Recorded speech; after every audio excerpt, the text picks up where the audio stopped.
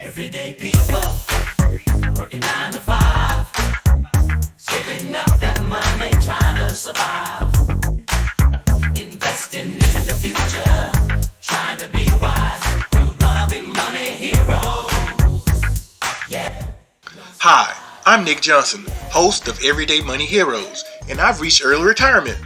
I'm here to provide information on how to obtain financial independence and inspire you through sharing stories of everyday people who are turning knowledge into freedom. That hustle, always reaching for the sky. We're gonna be money heroes, never gonna shy.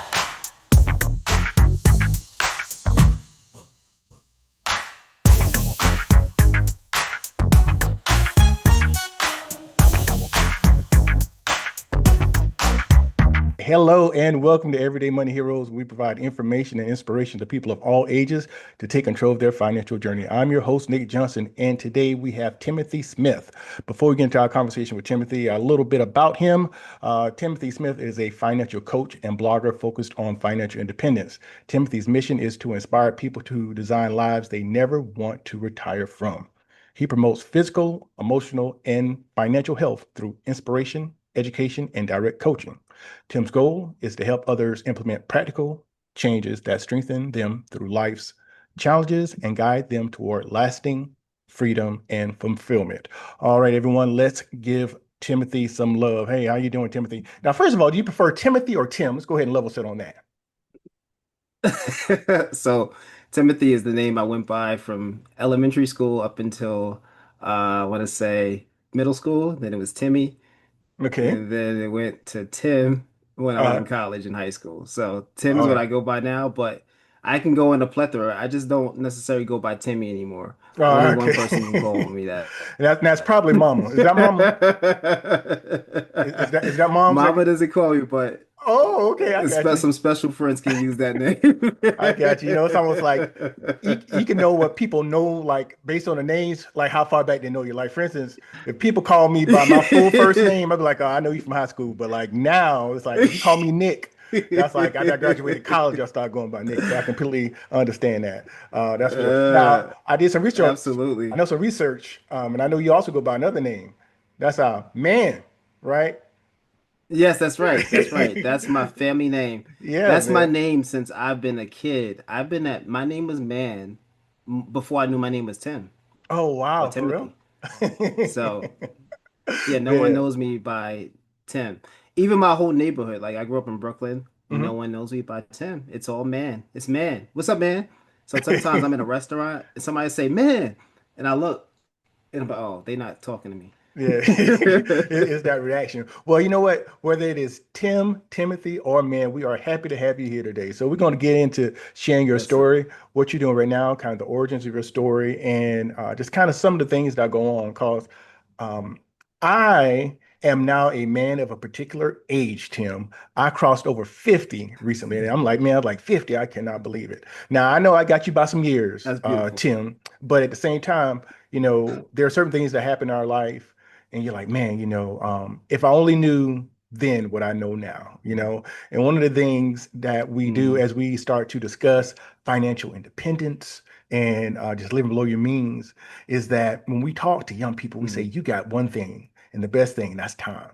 Because then you have that beauty of That's compounding. right.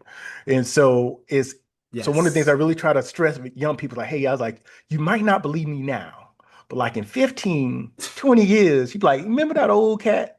What he tried to tell me? He was on to something. So we're going to talk about your journey. So first of all, Tim, um, you are very much in investing. You've shared that you are a coach and you try to inspire other people. There are several vehicles that individuals can use as far as achieving financial independence. It could be the real estate, stocks, starting a business and Mhm. selling it. What tool did you decide to use to kind of guide your financial journey? So for me, the biggest thing at first was starting investing in stocks, right?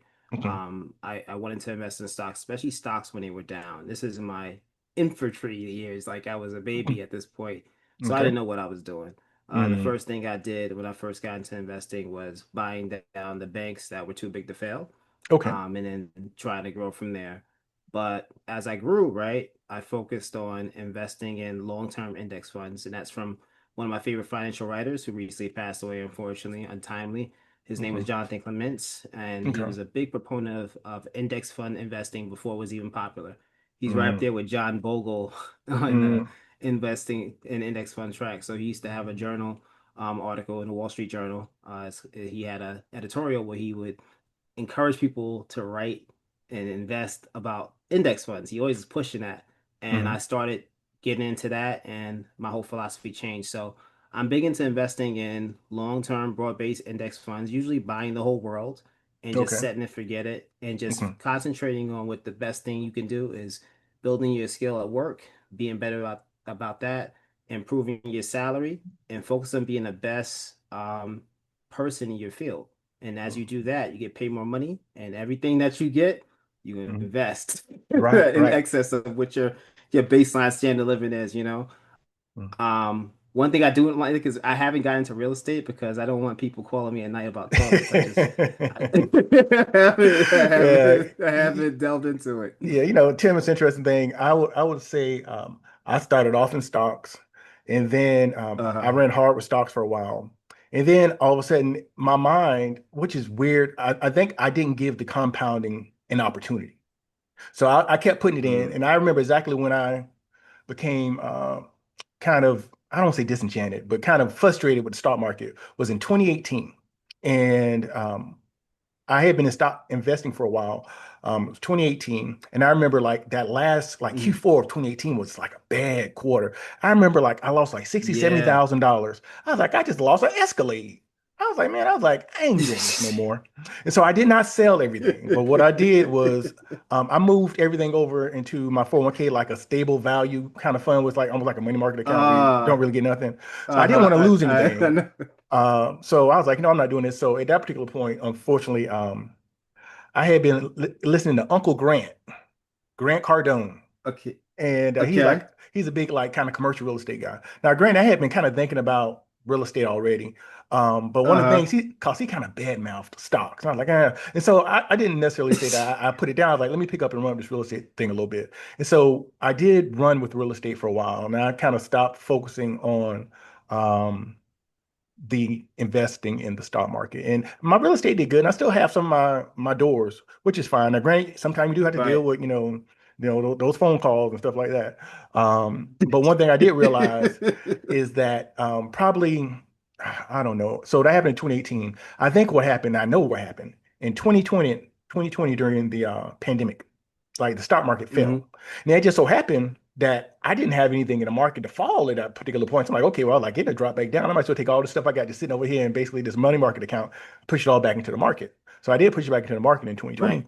And so I did have the opportunity to run up a little I bit. love it. Yeah, so I did catch a little bit of that. But for you, Tim, what made you, was there a particular thing in your life that said, hey, you know what, 2009, um, I'm gonna start investing in the market. Was it like something that your parents had been preaching to you, or just what exactly happened that caused you to say, hey, this is the route I want to go? So prior to that, I had worked at a small, big rental car company Okay. that's across the US as an Mhm. accountant. I had always been into personal finance. I was an accounting major and an IT major when I was in college. Okay. I just didn't know what to buy or how to buy it. And Mm, during college, or no, I'm sorry, during my first time in my first role at that accounting role, um, I was reading this article about retiring by 40. It was written by Liz Weston. mhm, Um, and they had all these people that retired by 40. This is like mhm. around 2007, 2008. And I was reading this article and they all read this one book. It was called Your Money, Your Life. So I'm Vicki like, all right, Robbins. let me Yep. read this book because I'm not trying to be working because I Mhm, was not liking that role. I hated it. I was miserable as a branch accountant. But I did it because I needed to pay the bills. I had, a girlfriend that became my wife and we were together just out of college and we just figuring it out. So I read that book and then the crash happened. And mhm, the crash was like incremental. Like I was in grad school at the time and I was taking an accounting course for IT audit, which is my profession that I work in. And in that profession, in that class, right, we were having these meetings. Every time it would crash during the fall, and this is fall 2008, we were like, oh, it's dropped again. And we wouldn't even talk about IT audit, or we just talk about how much the system was collapsing. And I saw opportunity in that because I knew that the banks had to survive, right? And then they Mm-hmm. had these the MBSs, right? The mortgage-backed securities. We knew that the banks were too big to fail, so the government was going to prop those banks up. Mm-hmm. So with that knowledge, I decided to say, hey, like whenever we get to the lowest number around there, I'm going to invest. And ironically, I had bought my first house in 2008, right? So we got a Oh. first-time home buyer's credit for buying the house. So Mm. I ended up with a refund check of $15,000 that Mm-hmm. year. I had never seen that type of cash in my life. Mm. One portion of it, I had some credit card debt, took $7,000 of it and paid the credit card All with right, it, that's right? a good move. The Good next move. day, yeah, it was maxed out. The next day, Bank of America lowered that limit from 7,000 to $500. Oh wow. The other part of it, I invested in the stock market. So the other eight, I uh, invested into the stock market. That money doubled in like 2 months. oh At wow. the time, I was young. I didn't know what to do. So I was watching then Jim Cramer, and Okay, I mad just he was money. like, "If you're a pig, you gotta sell. You gotta sell, Yep. sell, sell." So I Mm-hmm. sold it, and then the stock continued to rise up to like it tripled the number that I had before. But I was a rookie invested in. I was still picking stocks. I didn't know what I was doing. You know, what's interesting, Tim, is that you made reference to Jim Cramer, and I think I didn't think I know. I saw an interview recently where they were talking to him, and he said, you know, and what they asked him is like, is there anything that you've done over your kind of career of trying to share financial information that you regret? And one of the things he said, he's like, man, he's like, I told people to get out in the crash. He's like, I regret that I did that, you know, and Yeah. it's sad because, you know, you're one of those people who are impacted, you Yeah. know, based off that information, which was I was young. yeah. Luckily, Nick, I was young and I Mhm. had room to make those type of mistakes. I still made money. It still Mhm. helped me in the long term, and I still didn't miss anything because, over my career, I've been able to make up for that more ways than one. Okay. So it's interesting, Tim, that you shared that. Okay, it wasn't necessarily somebody, you know, in your circle who was really like, you know, kind of speaking to you about financial situations. Basically it's just like you were exposed to, you know, these individuals who were retiring early. It's like, man, you know, and it kind of sparked something. And what Hmm. we have to keep in mind, and one of the things that I always say at the end of every one of our episodes, I tell people to trust the process. Why do I tell them to trust the process? Because oftentimes we don't have individuals in our life that we can look at and say, you know what, I saw that person do it, and I know if I do it, it's going to work. Sometimes we Yeah, don't have somebody in our life to do that. You know, a lot of times we are the first one that might go to college in our families. You know, we might be the first one to absolutely.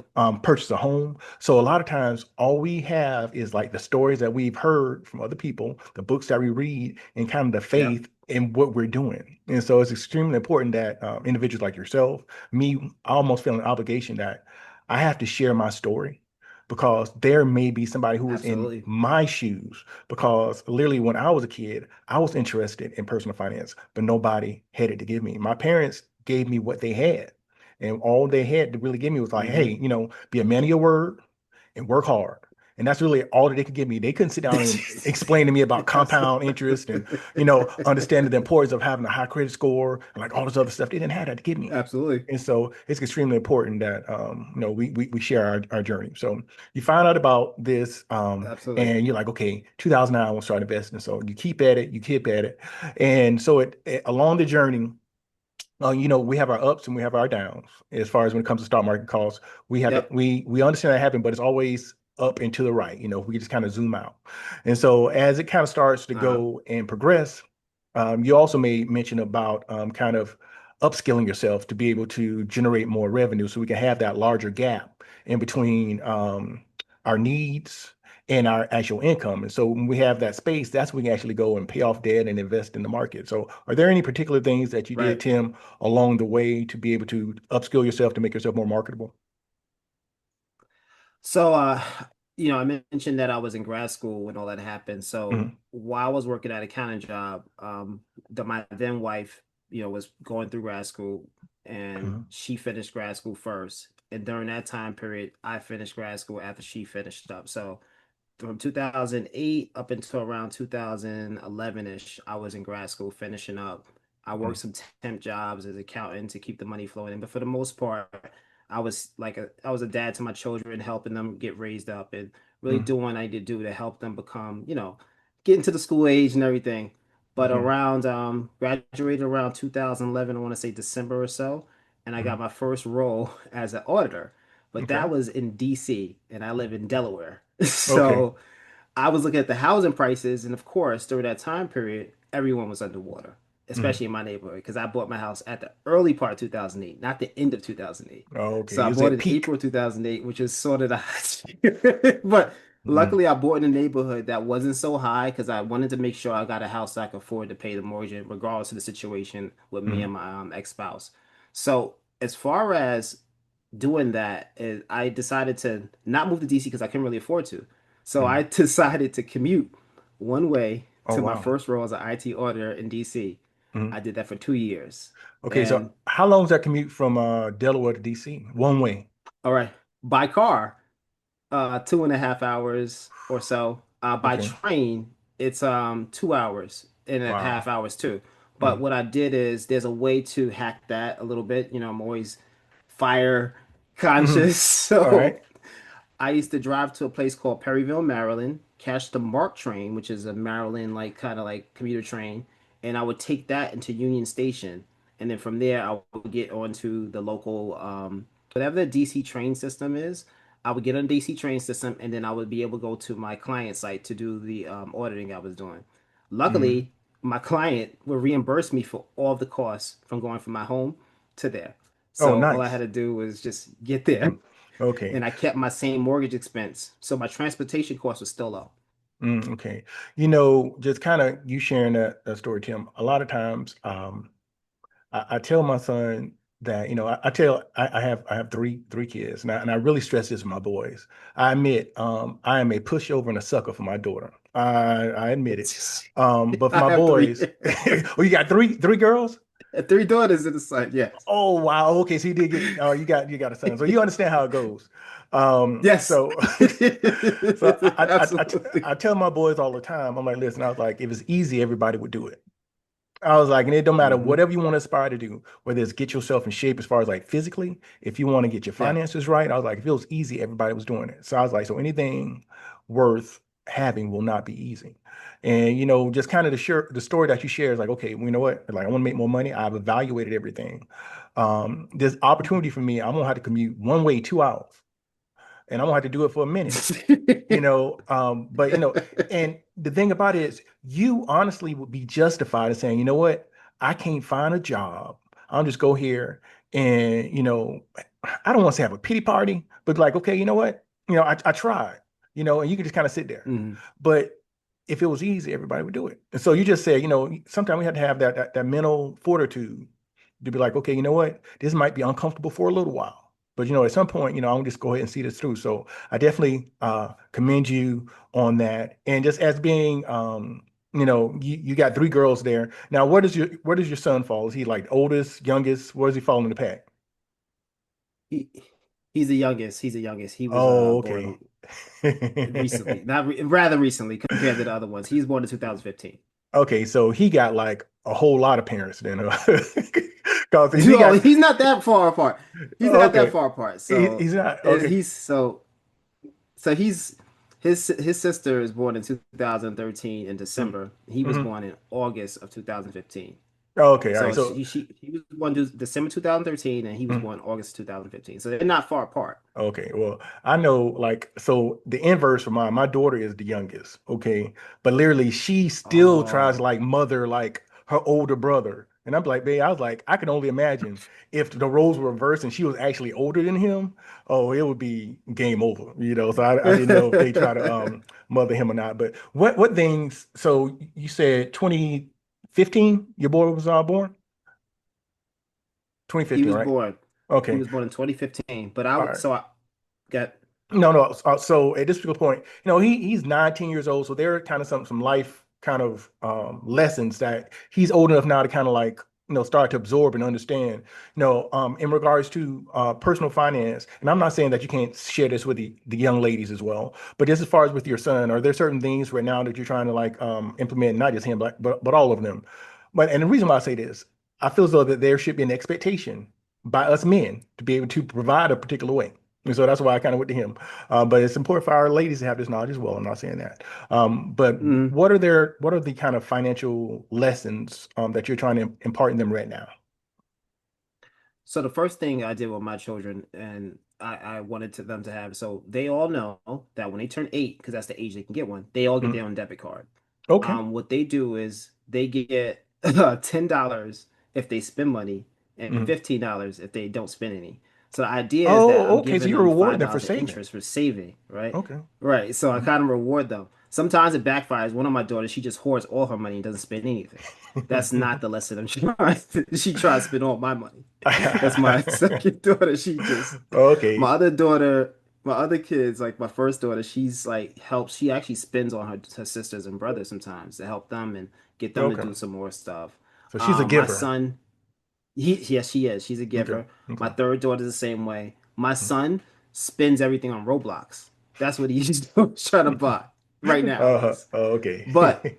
he does on the other side of that, he does say, Daddy, I want to put this $50 in to invest it. I want it to grow. And he always talks about it growing so fast. I said, dude, you gotta be patient.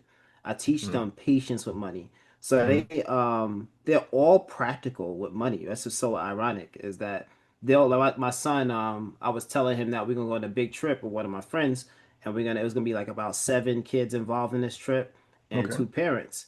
Mm. And he was like, Dad, he's like, I was like, we're gonna go. And he was excited, but then he was like, it's gonna cost a lot, Dad.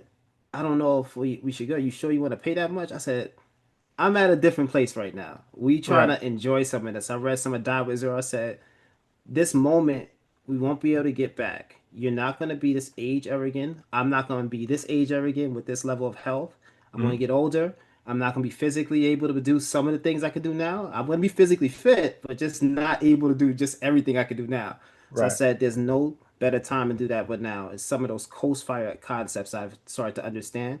Mm. And now I'll be like, listen, let's go enjoy a little bit, and you'll never get this time back, and we'll have that memory, building that Mm. memory dividend so you can remember it and come back Mm. to that memory. Like, yeah, I remember that time we did that, and you'll Mm. put a smile on your face, especially when you're going through those hard times. Right. That's great. And I heard you mention Coast Fire. Is it safe to say that you were a were you kind of like a hardcore like kind of fire like 25 times yearly expenses and now Uh, are you kind of transitioning over saying, hey, you know what, I might be able to like just pull it back just a little bit. I think if not laugh that might be uh, the case. I'm not sure. yeah. Well, what happened is, uh, so what actually all happened with that is I was more of a tax minimization person. I had a set number that I would live by, and anything in excess of that. So like I set my lifestyle, say an example of $100,000, or like say it Mm. was 80. Mm. Everything above 80, I would save and invest and optimize to put in tax deferred accounts. So if it was a 457, 403B, I would max those out. So for me, my wife and I, we max those out every year, right? Okay. And just like put as much money we could put in there and just do that over and over again. And when you have a spouse, so 20, it was when I was doing it was about 20,500. So that's about 41,000 to the 401ks, right? And then you Mm. max out the Roths. So it was around $50,000 a year. But Mm. what actually happened as I became more successful in my career, I got another deferred comp plan that was for like executives somehow. I don't know how I got it Oh, because I wasn't an wow. executive Okay. yet. Mm. But they were like, hey, we got this other deferred comp plan called a 409A, and you could Mm. take another 50% of your salary and dump it in there. Oh, And the wow. thing Okay. about me with Fire, I never raise my baseline expenses. So I Mm. just keep them flat. Like I might Yeah. raise them a little bit, but even a little Mm. bit is not a lot for me because we're practical. And Yeah. anything in excess of it, like salary increases, I just put in there. But I saved them all those taxes because I deferred the income to the Mm. future, Mm. and Yeah. the money was growing. What happened?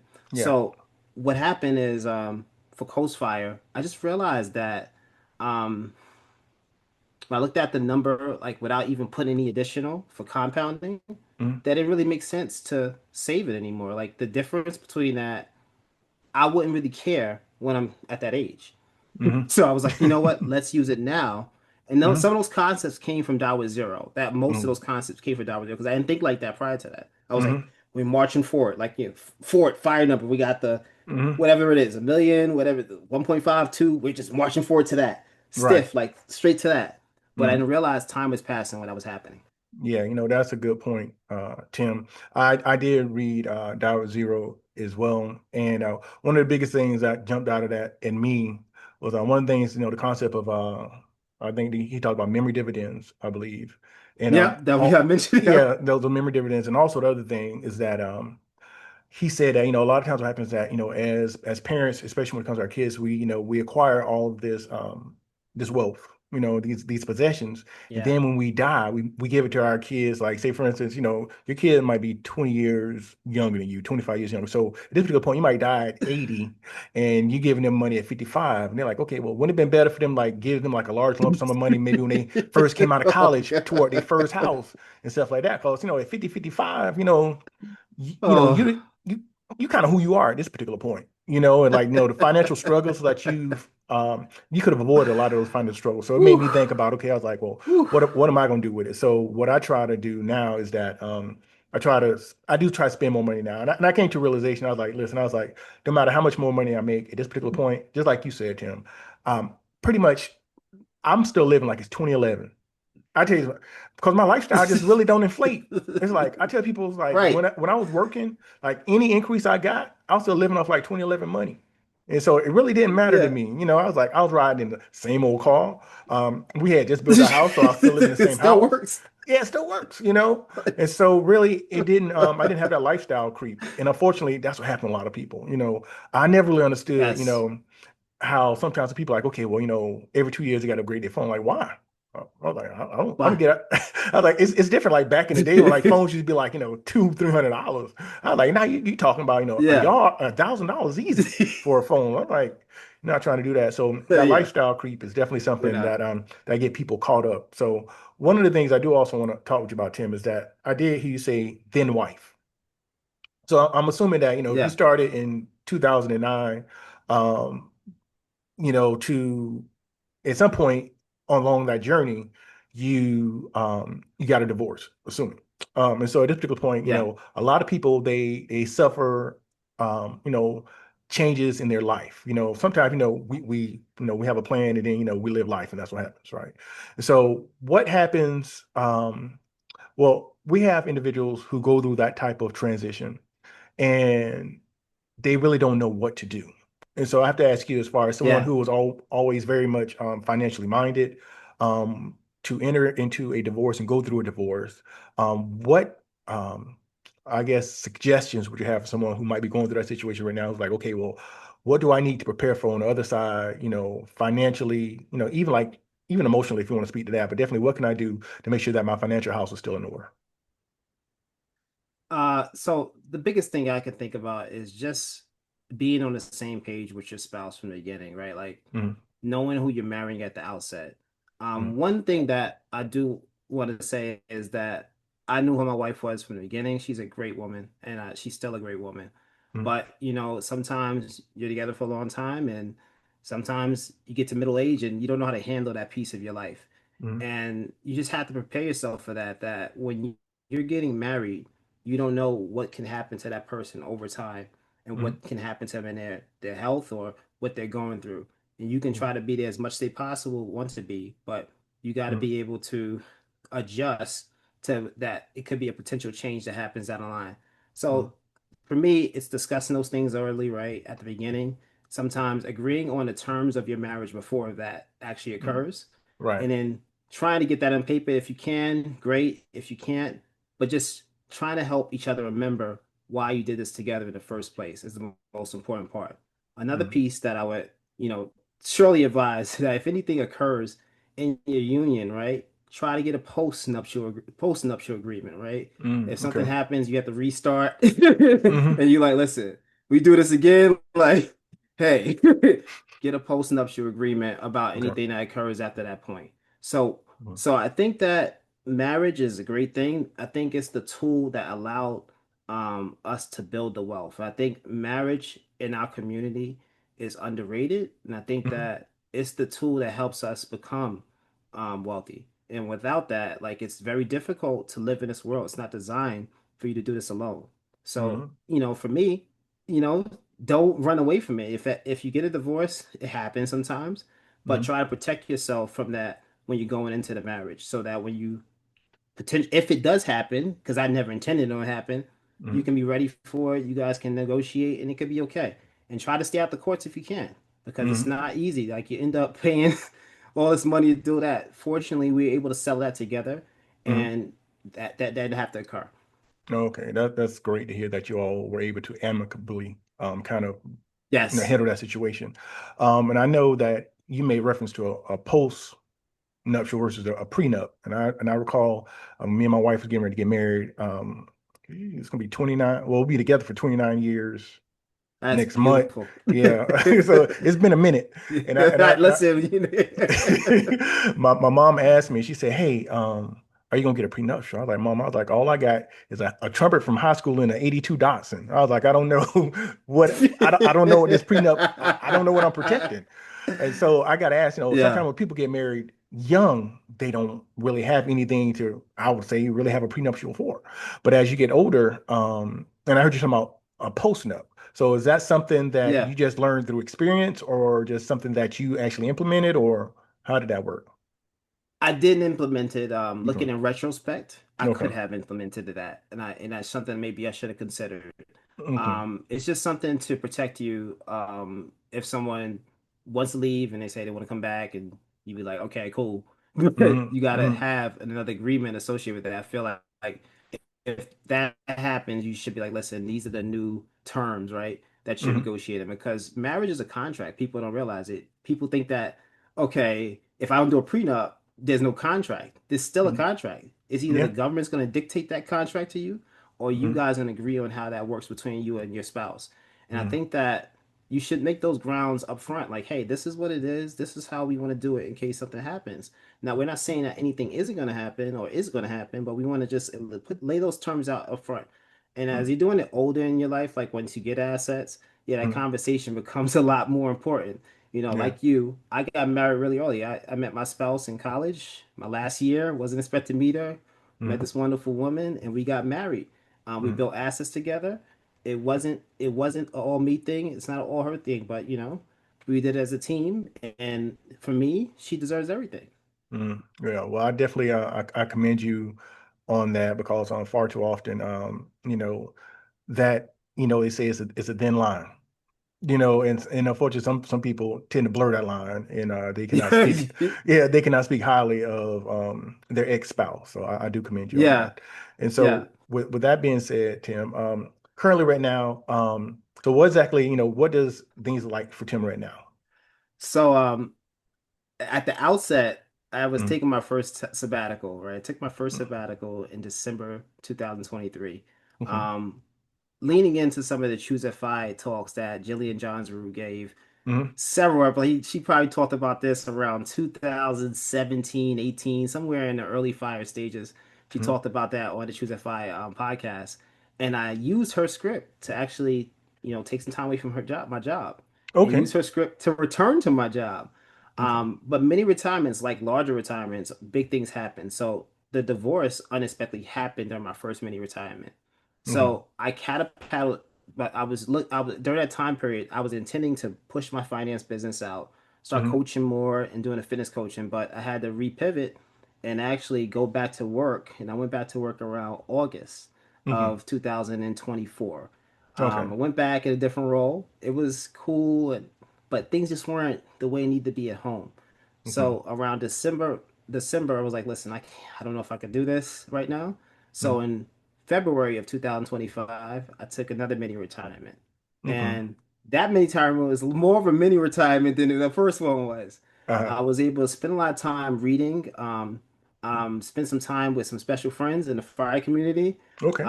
do some traveling, and I did a lot of drone work. Like I learned how to fly drones Oh and wow. Okay. spend more time with the kids. That was Hmm. really what it is. But mini retirement allowed me to plant some seedlings in my life that when you're working all the time, right? You got this big old tree shrub. And Jillian talks about big tree shrub of work, right? Hmm.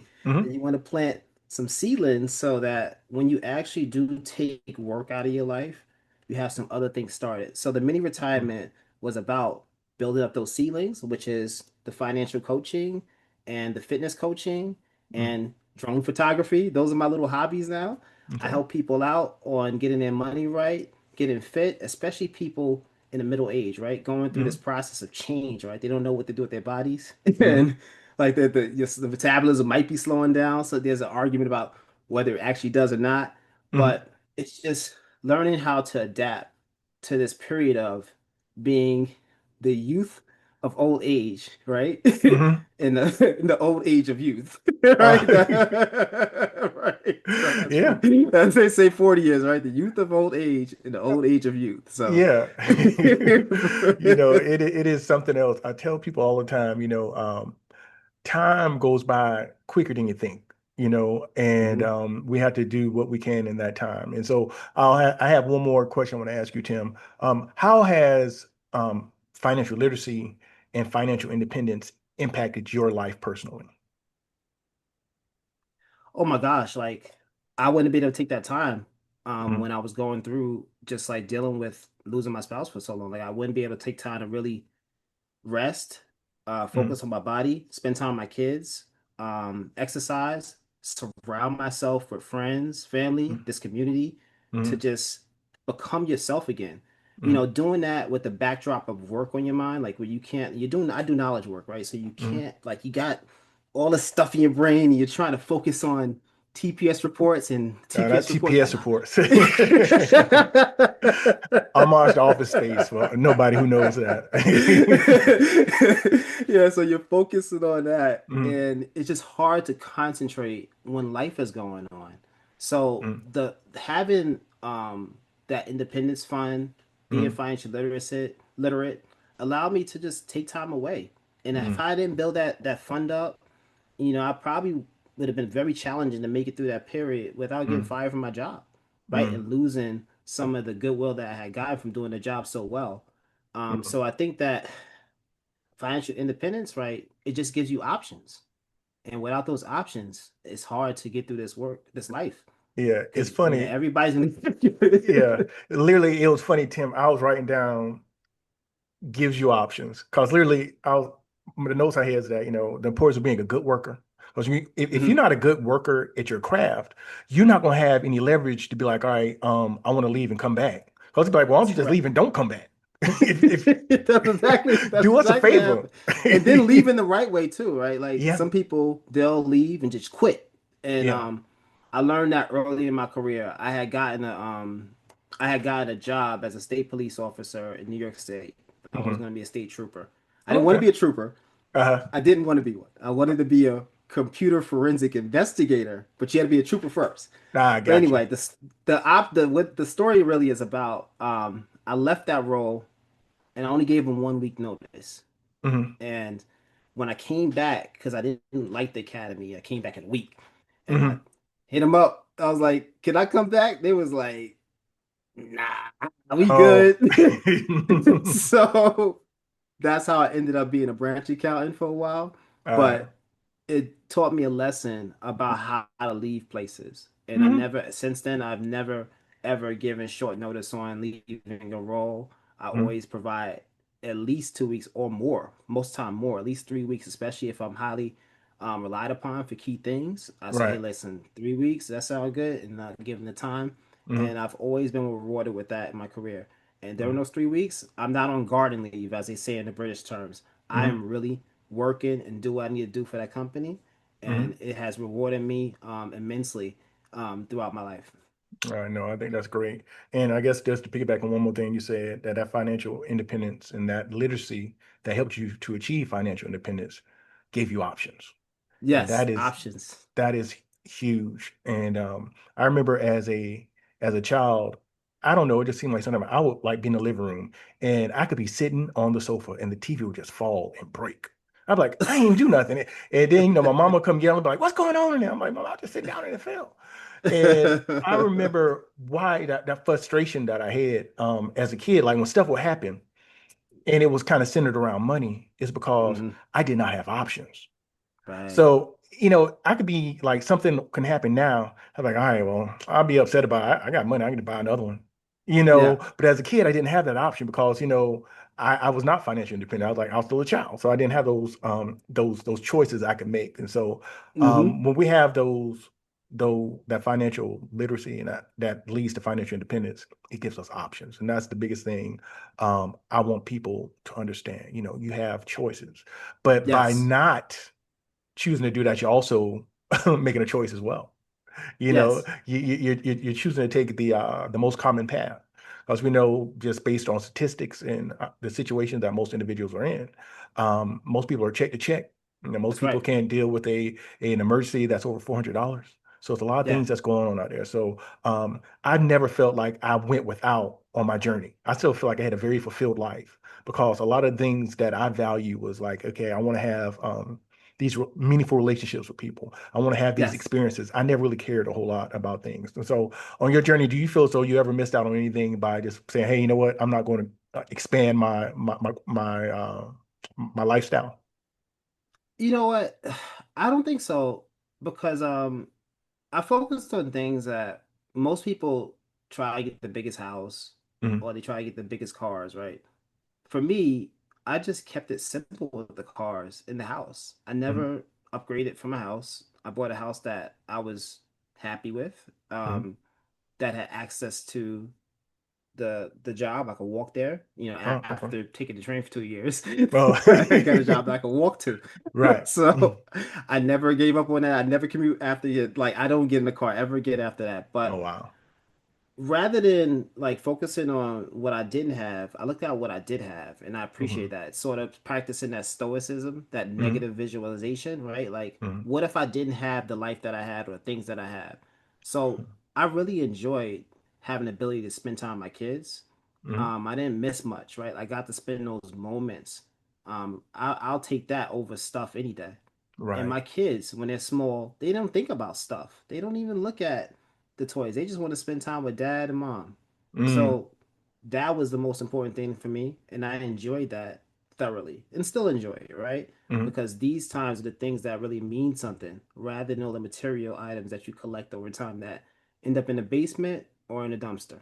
Right. No, that's true. You know, that is definitely some sage advice. Well, I want to thank you, Tim, for sharing your story here with us. For our folks who are out there in our audience who want to continue to listen to the information and the knowledge that you're sharing, how's the best way for those individuals to catch up with you? Okay, so the best ways to catch up with me, I have a blog. It's Mr. It's actually Hmm. fitandwealthy.com, right? Okay.